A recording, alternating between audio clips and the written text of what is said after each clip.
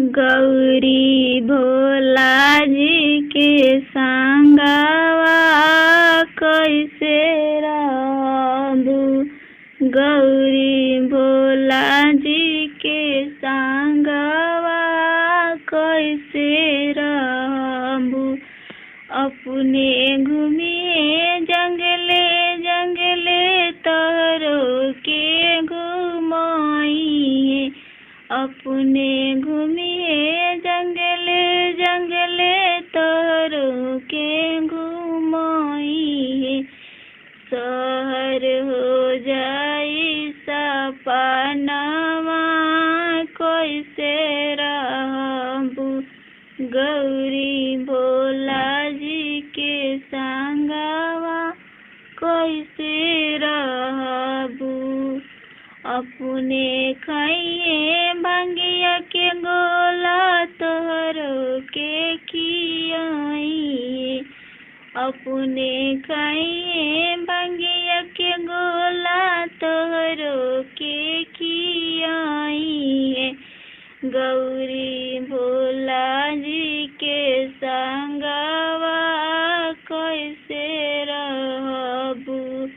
गौरी भोला जी के संगवा कैसे रहबू। अपने चढ़िए बस बैलवा तोहरो के चढ़ाइए। अपने चढ़िए बस बैलवा तोहरो के चढ़ाइए। मारुति हो जाई सपनवा कैसे रहबू। गौरी भोला जी के संगवा कैसे रहबू। अपने खाइए भंगिया के गोला तोहरो के खियाइए। अपने खाइए भंगिया के गोला तोहरो के खियाइए। मेवा हो जाई सपनवा कैसे रहबू। गौरी भोला जी के संगवा कैसे रहबू।